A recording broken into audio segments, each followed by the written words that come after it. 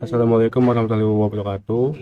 Saya Adit Pratama dari kelas TI semester 5A pagi akan mempresentasikan klasifikasi dataset kredit approval menggunakan metode Navi Bayes. Saya kelompok 6 dan ini nama kelompoknya. Klasifikasi merupakan salah satu teknik dalam data mining dan machine learning yang termasuk ke dalam metode supervised learning, di mana prosesnya dilakukan dengan cara membangun suatu model berdasarkan data latih yang telah memiliki label atau kelas tertentu. Model yang dihasilkan dari proses klasifikasi ini kemudian digunakan untuk memprediksi atau menentukan kelas dari data baru yang belum diketahui labelnya. Berdasarkan pola dan karakteristik yang telah dipelajari sebelumnya, tujuan utama dari klasifikasi adalah untuk mengelompokkan data ke dalam kategori atau kelas yang telah ditentukan secara akurat sehingga dapat membantu proses pengambilan keputusan. Metodologi CRISP-PDM atau Cross Industry Standard Process for Data Mining merupakan suatu metodologi standar yang digunakan dalam proses data mining untuk membantu peneliti atau analisis data dalam mengembangkan proyek data mining secara sistematis dan terstruktur. Metodologi ini terdiri dari 6 tahapan utama, yaitu business understanding, data preparation, modeling, evaluation, dan deployment. Setiap tahapan saling berkaitan dan dapat dilakukan secara iteratif sesuai dengan kebutuhan proyek.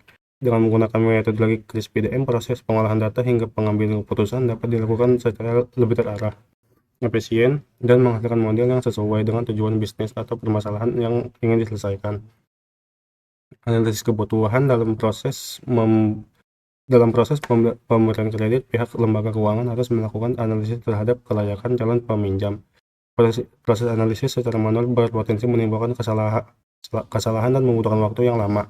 Oleh karena itu, diperlukan suatu sistem klasifikasi yang mampu membantu menentukan apakah pengajuan kredit dapat disetujui atau ditolak berdasarkan data historis pemohon kredit. Dataset kredit approval digunakan untuk membangun model klasifikasi yang dapat membantu proses pengambilan keputusan tersebut. Dan ini ada diagram proses rapid miner, ada retrieve credit approval, select attribute, set role, nominal to numerical, validation, naive bias, apply model, dan performance. Ini langkah-langkah. Lalu ada langkah-langkah rapid miner. 1. Retrieve credit approval digunakan sebagai sumber data utama yang berisi data historis nasabah bank. Dataset ini dimanfaatkan untuk melatih dan menguji model klasifikasi dalam menentukan status kredit nasabah. Pada tahap ini, rapid miner mengimpor data dari file Excel ke dalam bentuk example set sehingga dapat diproses pada tahap selanjutnya. Fungsinya membaca dataset kredit approval XLS, lalu settingnya file kredit approval XLS. Pastikan status kredit nominal dan jenis klaimnya nominal. Lalu yang kedua ada select attributes, adalah operator yang digunakan untuk memilih atribut atau kolom tertentu yang ingin dipakai dan menghapus atribut yang tidak diperlukan dari dataset. Cara kerja select attribute, operator ini tidak mengubah isi data, hanya menyimpan atribut terpilih, menghapus atribut yang tidak dipilih, mode pemilihan atribut. Lalu satu ada subset, pilih atribut satu persatu, cocok untuk pemula. 2. Regular expression, memilih atribut berdasarkan pola nama. 3. Single, memilih satu atribut saja, jarang dipakai untuk klasifikasi. 3. Set role, berfungsi untuk menentukan peran atribut dalam dataset. Pada panel ini, atribut kelas ditetapkan sebagai label atau target klasifikasi.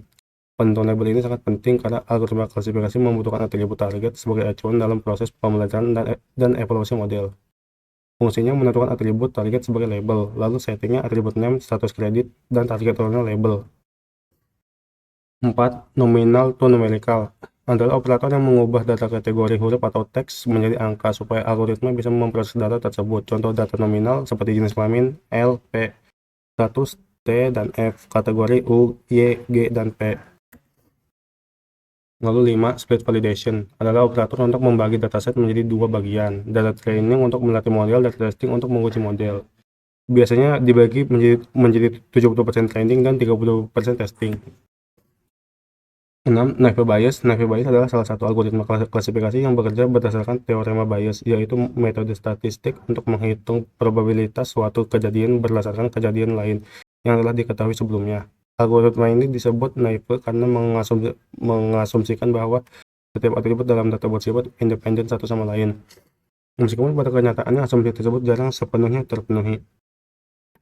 Fungsinya operator Navi Bayes adalah algoritma klasifikasi berbasis probabilitas yang menggunakan teorema Bayes dengan asumsi independensi antara atribut. Peran dalam proses membentuk model klasifikasi berdasarkan data training, menghitung probabilitas tiap kelas. Lalu kelebihannya cepat, cocok untuk dataset besar, dan efektif untuk klasifikasi.